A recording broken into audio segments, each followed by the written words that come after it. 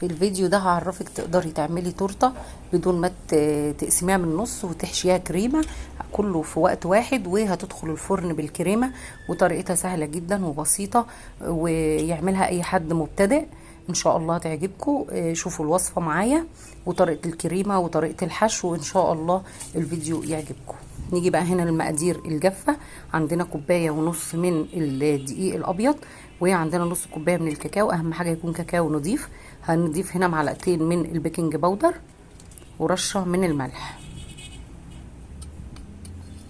نيجي بقى المكونات السائله. هيبقى عندنا 3 بيضات، عليهم معلقه من الخل او فانيليا، وكوبايه من السكر.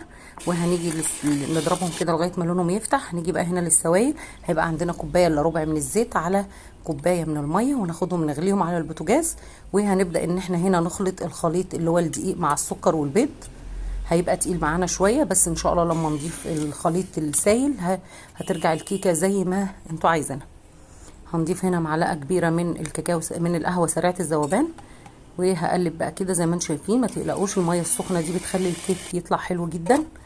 طبعا مجهزه صينيه، وطبعا مشغله الفرن على درجه حراره 180 على 180، وهضيفها في الرف الاوسط. طبعا الكيك زي ما انتم شايفين كده. هجيب بقى هنا كوبايتين من الحليب او 3، هنضيف عليهم 3 معالق من السكر، هنضيف معلقتين من الكاستر، ممكن نشا عادي مفيش مشكله، وممكن كاستر،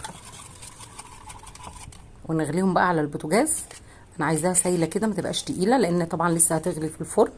زي ما شايفين كده هضيفها في النص، لازم تكون في نص الكيك علشان خاطر ما تلزقش في الاطراف. وادخلها بقى الفرن على 180 في الرف الاوسط. نيجي بقى هنا للصوص الشوكولاته اللي هنعمله، وده اختياري. هنجيب حوالي نص كوبايه من الحليب، معاها كوبايه من الشوكولاته، شوكولاته بالحليب طبعا، ويكون نوع جيد.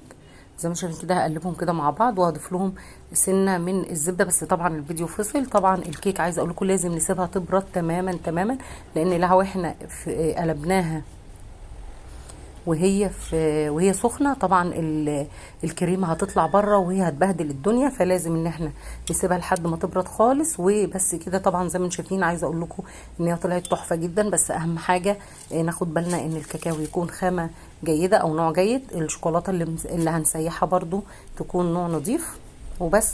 ودي احسن طريقه ان احنا نعمل بيها تورته او كيك محشي.